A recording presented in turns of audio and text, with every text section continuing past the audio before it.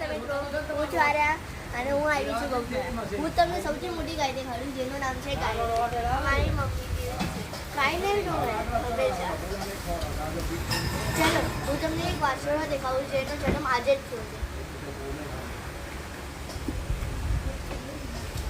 આ છે વાછરડો જેનું નામ અંકજ છે એની માને જેનું નામ છે ઐશ્વર્યા આજે જ જન્મ થયો છે તમે જોઈ શકો છો કેટલો ક્યુટ છે એકદમ મારા ગણેશ જેવો ઓ હું તમને ભૂલી ગઈ હું તમને ઇન્ટ્રોડ્યુસ કરતા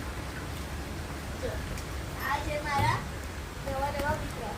તમે જોઈ શકો છો આનું નામ છે મિત્ર આ છે ગણેશ આ છે